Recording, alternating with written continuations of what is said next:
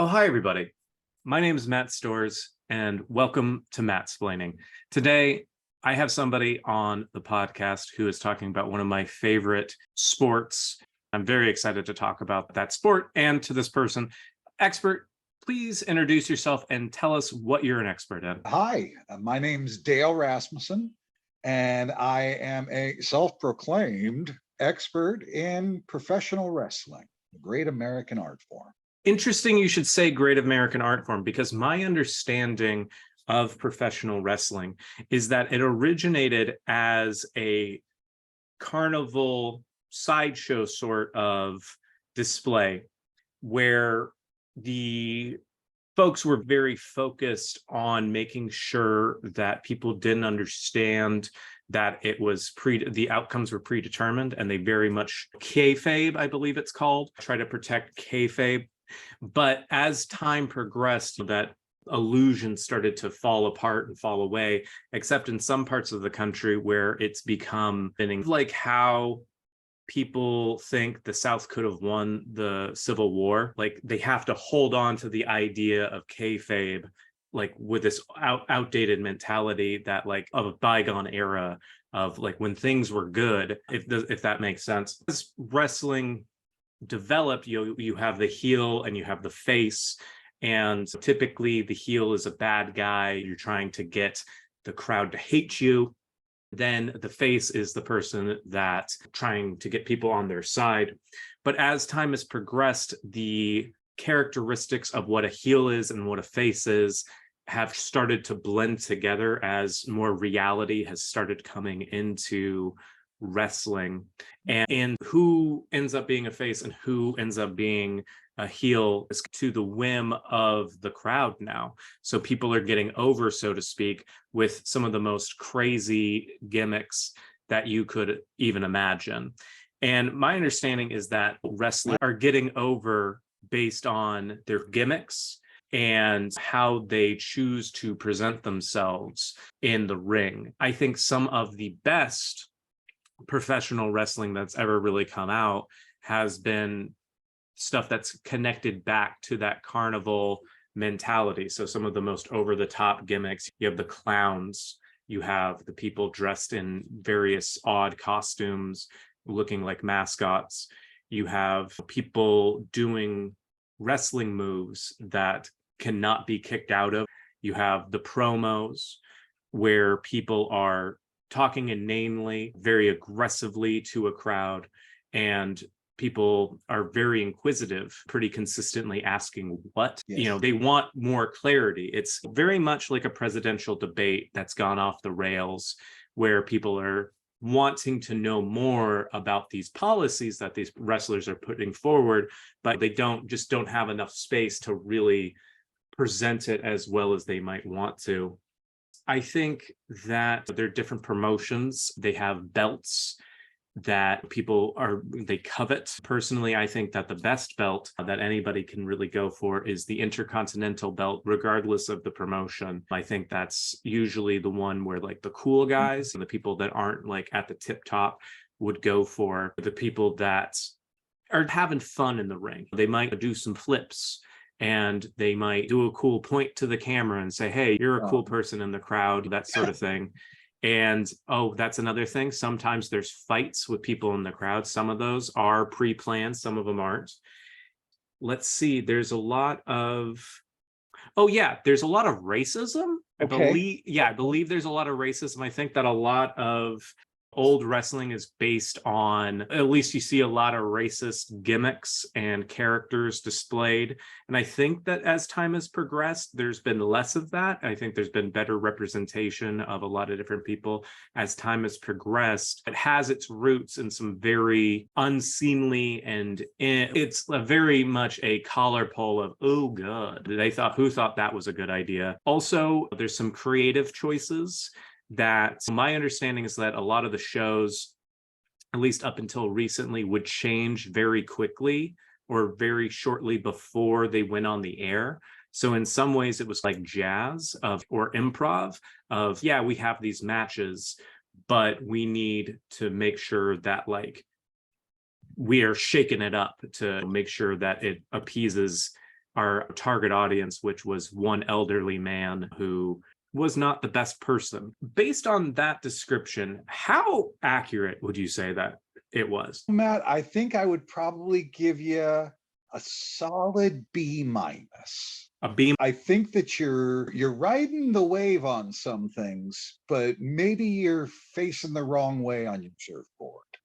Okay. So I've certainly heard worse explanations. Okay. All right. Yeah, that's where we're aiming for. That your description of a wave reminded me of a wrestler, if I can jump in. I know it's your time to talk, but it reminded me of Typhoon, if you recall. He was a large gentleman who had he had a gimmick where he was like a large wave. Technically, initially his gimmick was that he was a tugboat.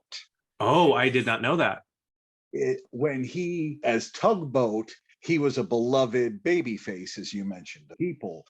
And when he turned dastardly and joined up with the villainous Earthquake, an earthquake in the ocean, you know what's going to happen. A typhoon came out of that, and they run roughshod over the tag team division as the next few years as the natural disasters. Interesting. What got you into wrestling? Let's start with what are some of the things that I got wrong? As far as the history, one thing I think is fascinating, because you're absolutely correct that the origins of pro wrestling go back to the small town carnivals and the county fairs, not just in America, but also overseas in Western Europe. But you had talked about how initially the most important thing was to protect the notion that the outcomes were predetermined from the audience. At the very beginning, the outcomes weren't necessarily predetermined. Most important, because this was a con job. Okay. You would have one person who was your primary attraction, and they would be the ugliest, nastiest, meanest, most vile. And the notion is that if you can last 5 minutes or 10 minutes or even 3 minutes in the ring with this nasty man, then you could win yourself some money. I see. Spider-Man, 3 minutes with Bonesaw in the cage. Initially, the idea is that the show was put on between the members of the carnival troupe so that they could make the nasty, vile villain seem beatable. His job was to look like he wrestled the first guy and got through just fine. The second guy he wrestled, well, he managed to squeak out the win, but just barely, so that the young man sitting in the front row, the local boy who's been tipping his elbow that afternoon, he's looking at it and he thinks, I can whip that guy and I can win some money. So he lays down his wager and gets in the ring. And this gentleman that is well schooled in the art of grappling and human anatomy twists him up into knots and teaches him that you can't take a run at the big dog. And so that was the kind of the initial origin, were these con jobs. And then as it evolved, as you say, it moved into being more of a show for the people instead of a show designed to take advantage of the people, or at least take advantage of them less. We still look and walk out there with their money at the end of the night. Absolutely. So what it sounds like to me is this is one of the, like any good American tradition, this is primarily focused on deception and conning people out of things. Much snake oil salesman, much three-card money, the true pastimes of America, figuring out how to remove money from somebody's pocket. I'd say you're entirely correct, and also missing the forest for the trees.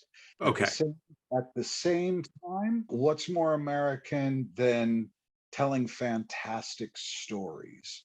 Truly, America does have a storytelling background. That's definitely true. I remember being a kid, and there was the story that I was very invested in was the story of Nails versus the Big Boss Man.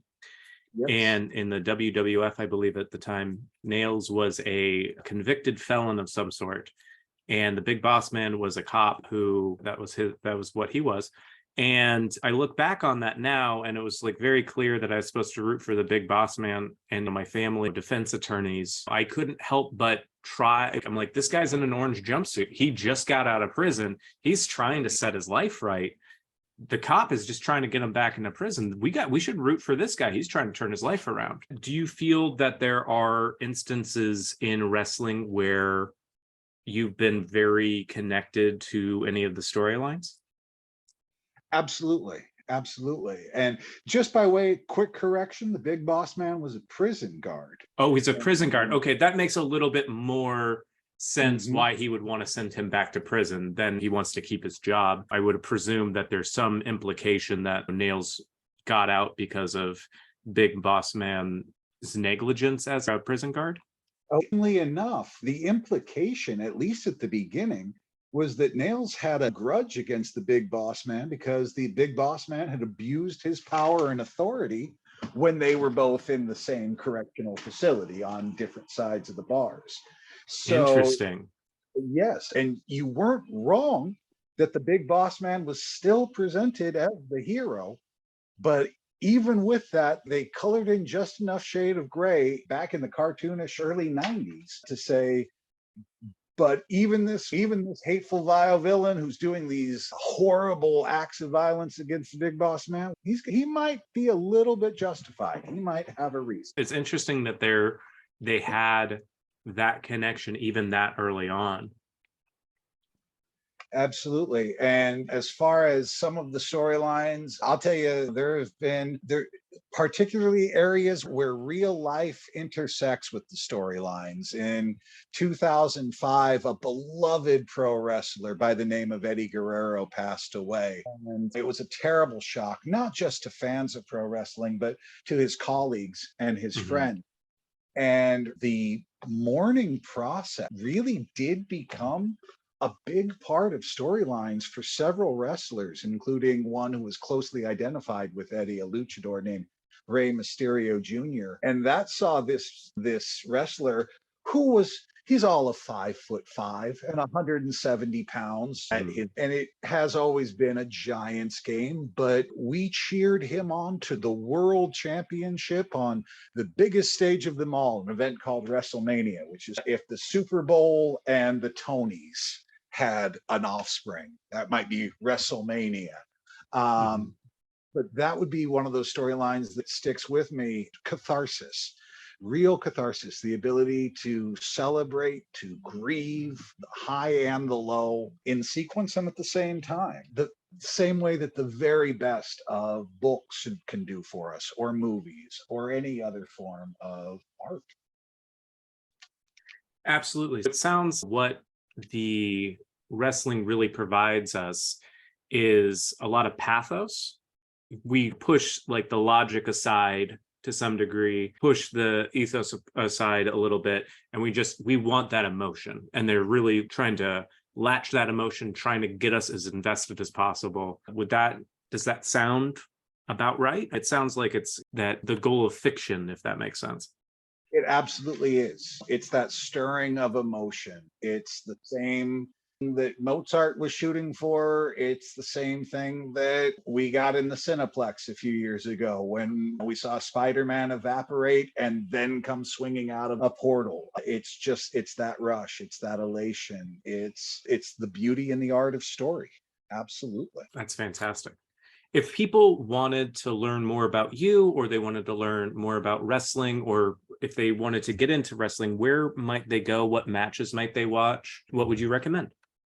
The first thing that I would recommend if someone is remotely interested in wrestling, as much great wrestling has been aired over television, the internet in the last 50 years or more. Look at the history of television to check pro wrestling. That's something I'd tell people to take a look at. But if you really want to get into pro wrestling, I'd say find a local event, whether it's a touring show from one of the major promotions like AEW or the WWE, or even if just some local group in your area does shows once a month at a high school gym. Communal experience of seeing a wrestling match, because it goes back to what you talked about, that call and response, that interactivity with the crowd. It's one of the things that makes pro wrestling unique. And while wrestling on TV is fun, you can't yell at a wrestler and tell him, go back where you came from, and have him tell him, why don't you go back? That's going to be the best experience. Once you got your throat wet, I'd say can't hurt by checking out the single greatest pro wrestling match of all time. In my opinion, it was WrestleMania 25, Shawn Michaels, the Heartbreak Kid versus The Undertaker. Absolutely fantastic match that can be viewed on the Peacock Network. I've heard very good things about that match. I hope people do check it out. I really appreciate you talking to me today.